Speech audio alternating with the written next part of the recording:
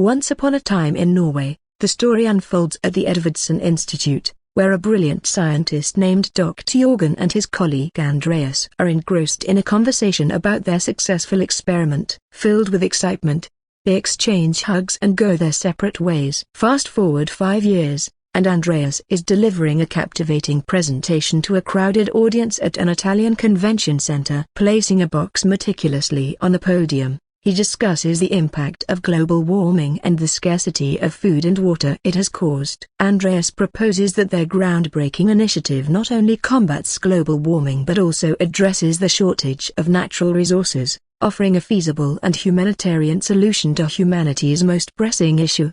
With great anticipation, Andreas unveils the contents of the box, revealing a miniature version of Dr. Jorgen. Astonishment spreads through the crowd as they witness a tiny version of a human being, resembling Dr. Jorgen but significantly smaller in size. The audience moves closer for a better look, but Dr. Jorgen requests them to take their seats. Speaking into a small microphone, Dr. Jorgen explains that he and his team developed a technique 5 years ago that can reduce organic matter to a cellular level, shrinking a person from 1.8 meters to 12.9 centimeters at a ratio of 2,744 to 1. Extensive testing on plants and animals proved the process to be irreversible but without any negative side effects. After ensuring the safety of the procedure, Dr. Jorgen's team recruited 36 volunteers, including his wife, to undergo the transformation. These little people have been living in the world's first tiny colony for the past 4 years. Furthermore,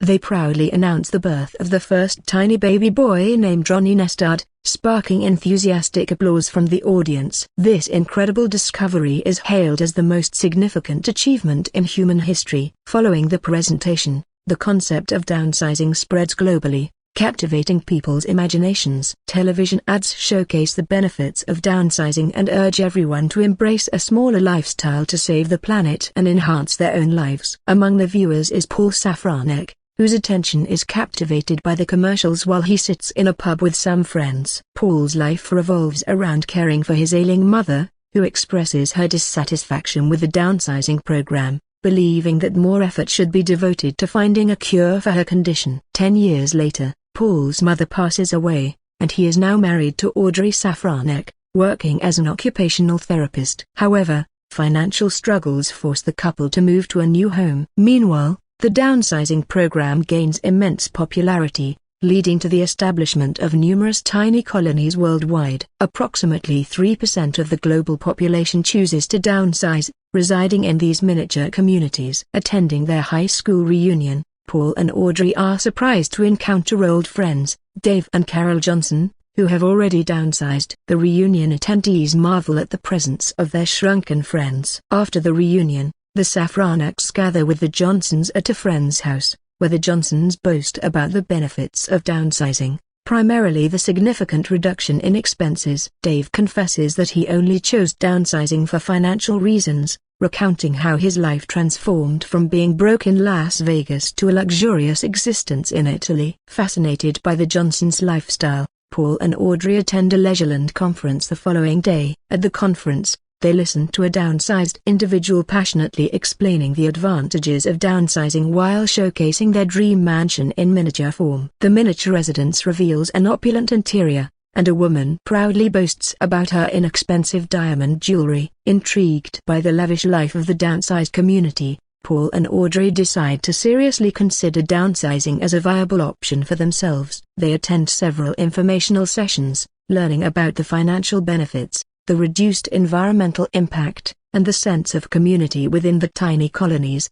After careful consideration and weighing their options, Paul and Audrey make the life-altering decision to downsize. They sell their belongings, including their house, and undergo the rigorous downsizing procedure. The process is meticulously carried out, reducing them to a fraction of their original size. When they awaken in their new tiny bodies, Paul and Audrey find themselves in the charming and vibrant community of Leisureland, one of the most sought-after downsizing colonies. They are amazed at the intricate and elaborate infrastructure designed for people of their size, complete with miniature houses, parks, and entertainment venues.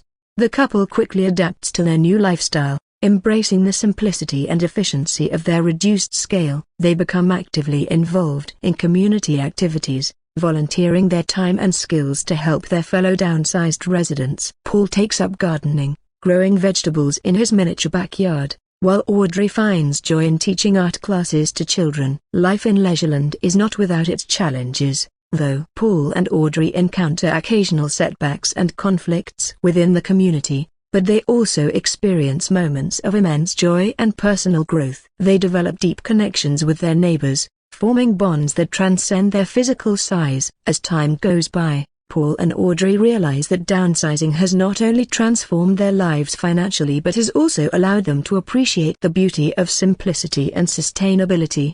They witness firsthand the positive impact of their choice on the environment, as the tiny community consumes fewer resources and generates minimal waste.